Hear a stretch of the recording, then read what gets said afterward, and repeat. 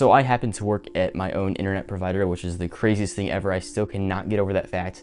But I'm also on a journey to make my own data center. And although those two kind of overlap a little bit, today we're going to figure out how to rate limit internet, because right now I only have a 1 gig pipe of internet and I need to load balance and rate limit this amongst multiple different routers. I know that probably sounds like the weirdest thing ever, but that's what we're going to do in this video, so stay tuned and let's get going. So yes, I actually do work at my own internet provider. It is a local ISP and I'm an intern there and it is amazing. But with that being said, despite all of that, I still only have a 1 gigabit internet connection, which is plenty, by the way. I don't ever get close to maxing that out. But my fear is that as I add more clients to my data center, I'm going to run out of internet bandwidth if I don't do something about it. This is a MikroTik switch. This is a cloud router switch, and this is legit just a standard gigabit Ethernet switch. You may be wondering, why the heck did I buy a MikroTik switch? I have a whole Ubiquiti network.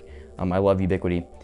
Well, the reason for that is this MikroTik switch actually supports a lot of traffic shaping and speed limiting that I can do on it, and that's really cool. So I have absolutely no idea how this is going to work.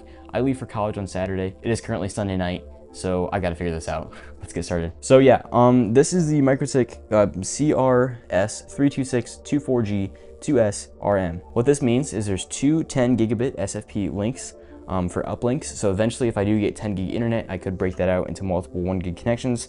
And basically the appeal to this is the fact that it does run MikroTik's Router OS software, which gives me the functionality of being able to do rate limiting, traffic shaping, etc. Across all of the ports. And I used to have a little MikroTik hEX switch, but the problem with the MikroTik hEX switch is it is not powerful enough to do that kind of rate limiting and traffic shaping. Traffic shaping does take some more CPU resources than that switch actually had. So unfortunately, I did have to upgrade, but I upgraded to something that is nice and rack mounted. So that is, I guess, a bonus. So this is actually my first MikroTik product that is actually designed to be a switch. All of the other devices, I believe, are designed to be routers. And they all say cloud router switch, but I think this is one of the older ones that was specifically designed to be a switch, but happened to have enough CPU resources available that it can function as a router. And I think I'm going to be running this in router mode because I think the traffic shaping features that I want are going to all be inside of the router mode. So for those of you who don't know, SwitchOS can run on MikroTiks, and so can Router OS. SwitchOS is basically just a switch. And then you can do VLAN tagging, port tagging, etc. It's a lot more basic on that level. Router OS is a little bit more manual in terms of the configuration, but I do think I do want to run Router OS based on the very limited single Google search I performed and came across this device. So this could be a horrible purchase. I have no idea. We're gonna find out in this video. Now let's dive into the software. Wish me luck, guys. Okay, so at this point, the switch is now sitting on the desk. I am plugging in my laptop to port number 1. So in the settings app on my computer, I don't see any interfaces connected yet for the Ethernet. Yeah, it does want you to go to 192.168.88.1, which we can definitely do. So we're going to go in and change our IP address to manual, and then we're going to type in the settings that it wants us to have. Okay, so now we should be able to go to 192.168.88.1, and it is not working. Woohoo. So funny enough, if I switch to Safari, it works fine. I don't know. If we click login, it'll take us in without a password, and it's going to prompt you to create a new password. And that's what I'll do now. So I'm going to go through and set a password on this device. So we're going to put this into bridge mode, I think is what we want. Address acquisition is going to be automatic, and it's going to grab it from anything. Router identity is going to be bn-core MikroTik. And then we are now going to apply the configuration. And then that would mean at this point, I do think we are able to technically plug it into the network. So it's also not responding to ping right now.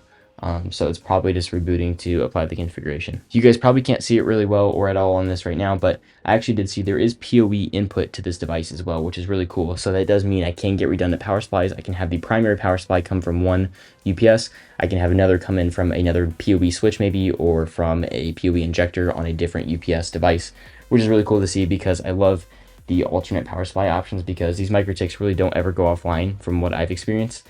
So if I can, like power is the most common thing that's going to happen to these devices from what I've seen. So that'd be really cool if we can get that figured out to have redundant power options. So I'm switching my computer over to pull a manual IP address, and we actually just started pinging again to 192.168.88.1. But anyways, we are now grabbing an IP, and we should be able to actually log back into the device.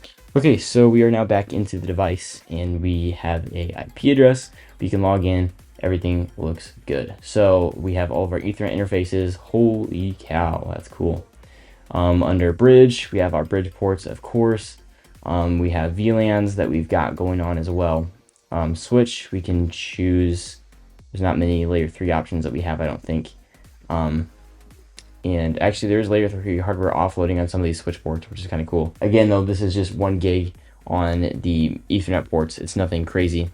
But I want to look at is these queues. So we can do simple interface queue tree and queue types on this device. I believe what we want to do is a simple queue, which we can have a burst limit, burst threshold, burst time, and a max limit for each target and destination, which I believe, yeah, is IP based. So, or we can also just do port based. So we could essentially give ports different queues.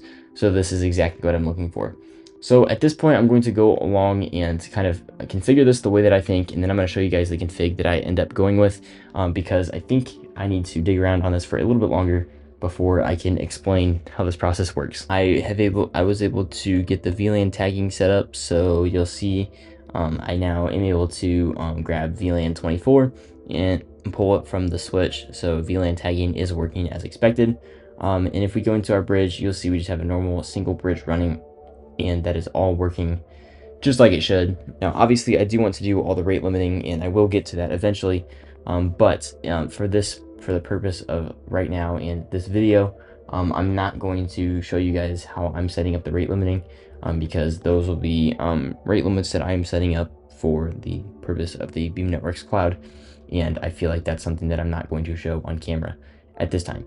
Now, if I change my mind, I will absolutely show it, but it's essentially just going to be a matter of going into queues. We're going to add a simple queue and with a target destination port, etc., and we should be able to get that going. So I will essentially just have a VLAN that the public internet traffic is tagged to from my ONT from the ISP, and then the ISP's ONT is going to go into that, and multiple routers will be able to pull from the different ports on this switch. All that to say, thank you guys for coming along with this video. This switch is going to work out perfectly. It was just about $200, so it's pretty cheap in my opinion for what we are able to do.